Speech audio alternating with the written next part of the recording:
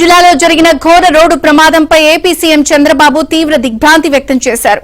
ప్రమాదానికి గల కారణాలను అధికారులను అడిగి ఆయన తెలుసుకున్నారు. 9 మంది మృత్యువాత పడటంపై సీఎం చంద్రబాబు విచారం వ్యక్తం చేశారు. క్షతగాత్రులకు మెరుగైన వైద్యం అందించాలని ఆదేశించారు. మృతుల కుటుంబాలకు ప్రభుత్వం అండగా ఉంటుందని భరోసా ఇచ్చారు.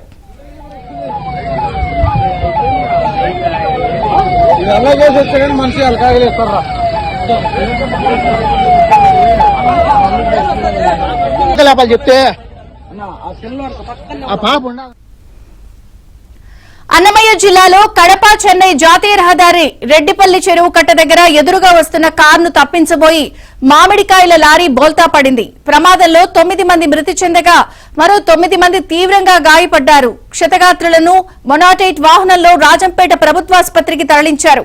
మృతుల్లో 5 మహిళలు 3 పురుషులు ఉన్నారు. మృతులంతా రైల్వే కోడూరు మండలం శెట్టిగుంట ఎస్టీ కాలనీకి చెందిన కూలీలుగా గుర్తించారు. మదన గోపాలపురంలోని ఓ తోటలో మామిడికాయలు కోసి వాటిని రైల్వే కోడూరు మార్కెట్ యార్డ్ కు లారీ తీసుకెళ్తూ ఉండగా ఈ ఘటన జరిగింది. చెప్తే ఆ పాప ఉండదు వాళ్ళు నలిపినారు.